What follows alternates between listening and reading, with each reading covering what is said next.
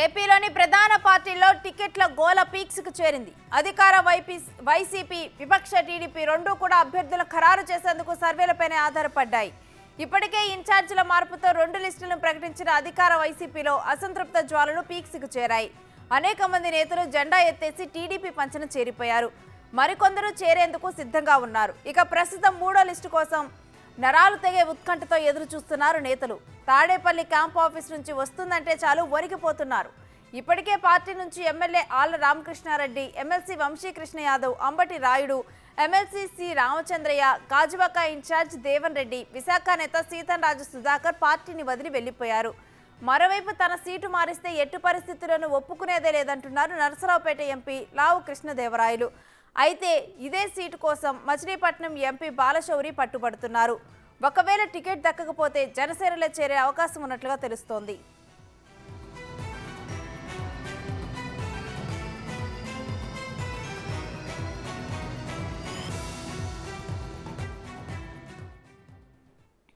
ఇక విపక్ష టీడీపీలోనూ ఇదే పరిస్థితి నెలకొన్నది. సీట్లు ప్రకటించక ముందే ప్రకంపనలు మొదలయ్యాయి. ఇప్పటికే తాను పార్టీకి రాజీనామా చేస్తానని ఎంపీ కేశినేని నాని ప్రకటించేశారు. లిస్టులో తమ పేర్ల కోసం తెలుగు తమ్ముళ్లు ఎదురు చూస్తున్నారు. ఒకవేళ టికెట్ దక్కకపోతే పార్టీని వీడే ఆలోచనలో ఉన్నారు నేతలు.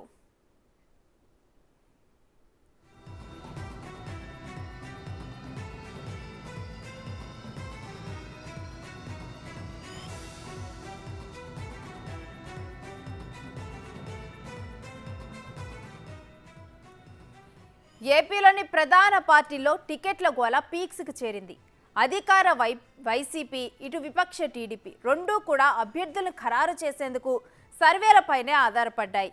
ఇప్పటికే ఇన్ఛార్జీల మార్పుతో 2 లిస్టులను ప్రకటించిన అధికార వైసీపీలో అసంతృప్త జ్వాలలు పీక్స్కి చేరాయి. అనేక మంది నేతలు జెండా ఎత్తేసి టీడీపీ పంచన చేరిపోయారు. మరికొందరు చేరేందుకు సిద్ధంగా ఉన్నారు.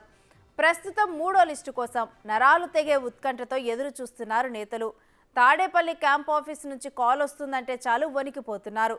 ఇప్పటికే పార్టీ నుంచి MLA Alla Ramakrishna Reddy, MLC Vamsikrishna Yadav, Ambati Rayudu, MLC C Ramachandraiah, Gajuwaka incharge Devan Reddy, Visakha నేత సీతంరాజు సుధాకర్ వీరందరూ కూడా పార్టీని వదిలి వెళ్లిపోయారు.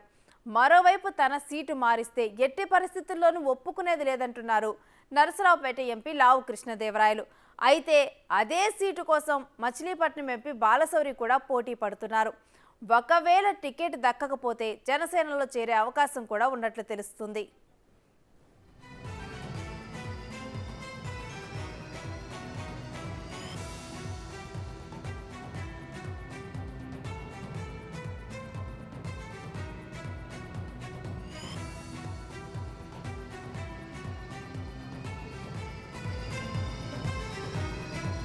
ఇక విపక్ష టీడీపీలోనూ ఇదే పరిస్థితి కనిపిస్తోంది. సీట్లు ప్రకటించక ముందే ప్రకంపనలు మొదలయ్యాయి. ఇప్పటికే తాను పార్టీని రాజీనామా చేస్తానని ఎంపీ కేశినేని నాని ప్రకటించేశారు. లిస్టులో తమ పేర్ల కోసం తెలుగు తమ్ముళ్లు ఎదురు చూస్తున్నారు. ఒకవేళ కనుక టికెట్ దక్కకపోతే పార్టీని వీడే ఆలోచనలో ఉన్నారు ఈ నేతలు.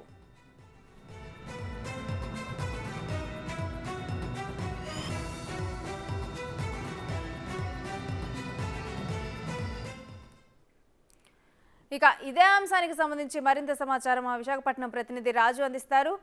రాజు, వైజాగ్లో ఇటు అసలు రాజకీయాలు ఏ విధంగా కొనసాగుతున్నాయి? ఇటు వైసీపీ, టీడీపీ ఇరు పార్టీల కూడా అంటే ముఖ్యంగా చూస్తే వైసీపీకి ఉత్తరాంధ్ర వ్యాప్తంగా కూడా షాకుల మీద షాకులు తగులుతాయని చెప్పొచ్చు. ముఖ్యంగా విశాఖపట్నం, ఎందుకంటే పరిపాలన రాజధానిని ప్రకటించి దాదాపుగా 3 సంవత్సరాల నుంచి అదే పేరు మీద రన్ చేస్తూనే ఒక పక్క ఇక్కడికి రాకుండా ఉన్నా కూడా విశాఖ అనేది రాజకీయాల్ని పూర్తి స్థాయిలో శాసించేలాగా ఉంది. ఇది ముఖ్యంగా విశాఖలో ఎట్లాంటి నిర్ణయం తీసుకున్నా అది రాష్ట్ర వ్యాప్తంగా పడే అవకాశం అయితే కనిపిస్తుంది. దానిలో భాగంగానే ప్రస్తుతం అయితే విశాఖ నుంచి సీట్లు రానటువంటి వాళ్ళు ఒక్కొక్కళ్ళకు కూడా బయటకు వస్తున్నటువంటి పరిస్థితి అయితే ఉంది.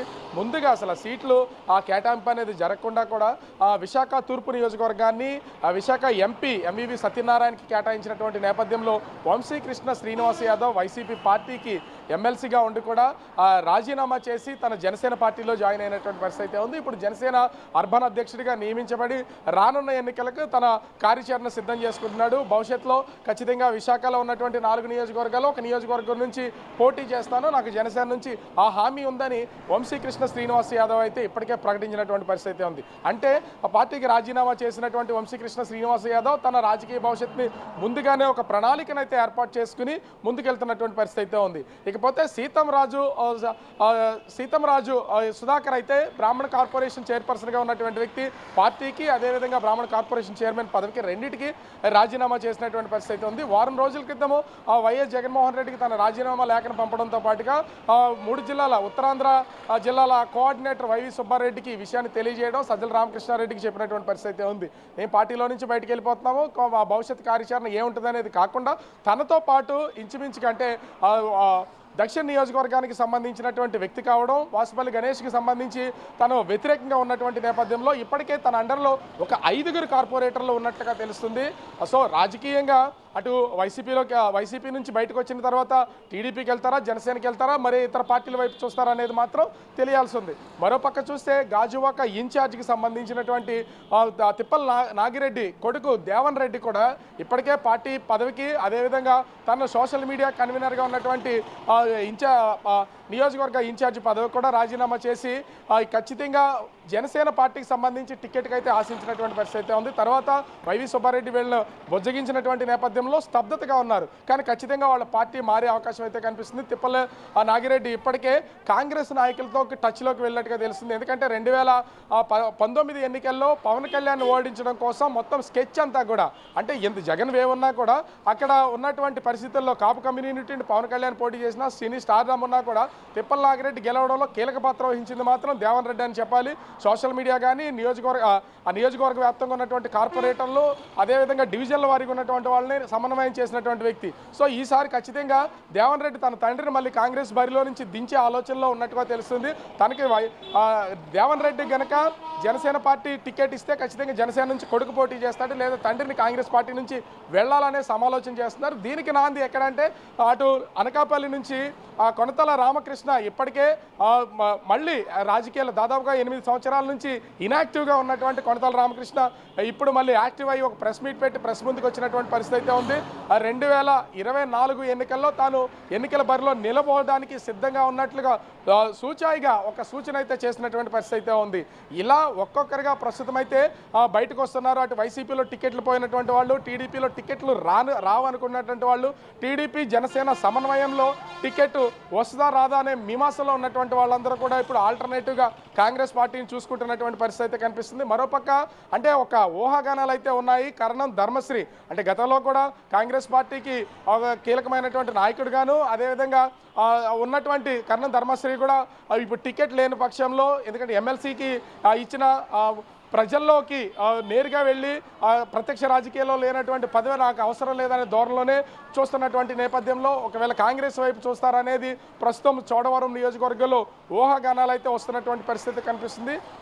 ముఖ్యంగా చూస్తే ఇక్కడ మంత్రి అమర్నాథ్ కూడా అంటే ఇప్పటి వరకు మనసులో ఉన్నటువంటి మాటను చెప్పుకోలేదు కానీ మంత్రి అమర్నాథ్ కూడా అటు జనసేనలోకి టీడీపీలోకి వెళ్ళే పొజిషన్ అయితే కనిపించడం లేదు. కానీ ఇప్పటికీ 3వ లిస్టు కోసం అయితే వెయిట్ చేస్తున్నారు. ఒకవేళ 3వ లిస్టులో కనుక తన పేరు ఎంపీ నియోజకవర్గానికి కానీ లేదా చోడవరం కర్ణ ధర్మశ్రీ నియోజకవర్గం అయినటువంటి చోడవరానికి కానీ ప్రతిపాదిస్తారనే ఆశతో అయితే ఎదురు చూస్తున్నటువంటి పరిస్థితి అయితే కనిపిస్తుంది. ఒకవేళ పూర్తి స్థాయిలో తనకు సీటు కనుక లేకపోతే ఖచ్చితంగా రాజకీయాల నుంచి బయటికి వెళ్ళి తను కేవలం కార్యకర్తగానే ఉంటానని ముందు నుంచి ప్రకటన చేస్తున్న విధంగా కేవలం కార్యకర్తగా మిగిలిపోతారా, రాజకీయాల నుంచి దూరంగా వెళ్తారా, లేదా ఆల్టర్నేటివ్ పార్టీ కోసం వెయిట్ చేస్తారనే చూడాల్సినటువంటి పరిస్థితి ఉంది. ఎందుకంటే ఇప్పటికే అటు జనసేన పార్టీ అదేవిధంగా టీడీపీకి సంబంధించినటువంటి 2 పార్టీ ముఖ్యమైనటువంటి నాయకుల్ని తన మాటలతో వాడివేడిగా నిరంతరం విమర్శిస్తుండేటువంటి అమర్నాథ్ ఇక ఒక పార్టీనే మిగిలింది. అయితే బీజేపీకి వెళ్ళాలి, లేదంటే ఖచ్చితంగా కాంగ్రెస్ పార్టీలో జాయిన్ అవ్వాలి. కానీ మొదటి నుంచి చెప్తున్నటువంటి గుడివాడ అమర్నాథ్ నేను కార్యకర్తగానే మిగిలిపోతానని చెప్తున్నటువంటి పరిస్థితి ఉంది. ఇలా ఉత్తరాంధ్ర నుంచి ఈ నాయకులే కాదు అటు మారుతున్నటువంటి సమీకరణాల నేపథ్యంలో ఉత్తరాంధ్ర వ్యాప్తంగా దాదాపుగా 5 సిట్టింగ్ ఎమ్మెల్యేలు కాంగ్రెస్ వైపు చూస్తారని తెలుస్తుంది. ఎందుకంటే ఇప్పటికే ఆ కాంగ్రెస్ పార్టీకి సంబంధించినటువంటి కీలకమైనటువంటి కొంతమంది నాయకులు బయటికి రావడం, అదేవిధంగా వైఎస్ షర్మిల పార్టీలో జాయిన్ అవ్వడం, రఘువీరారెడ్డి యాక్టివ్ అవ్వడం, అదేవిధంగా కేవీపీ రామచంద్రరావు కోఆర్డినేట్ చేస్తున్నటువంటి నేపథ్యంలో ఉత్తరాంధ్ర జిల్లాల మీద పట్టు సాధించాలని చూస్తున్నటువంటి పరిస్థితి అయితే ఉంది.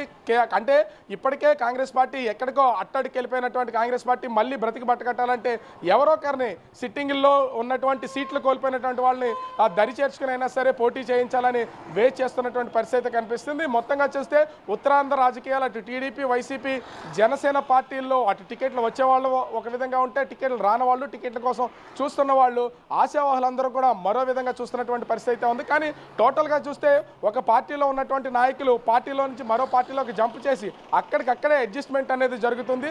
అసలు పూర్తిగా టికెట్లు రాని వాళ్ళు మాత్రం వాళ్ళ రాజకీయ భవిష్యత్తును ఎటువైపు వెళ్ళాలని వేచి చూస్తున్నటువంటి పరిస్థితి అయితే కనిపిస్తుంది. Rekhashri. Right, thank you Raju.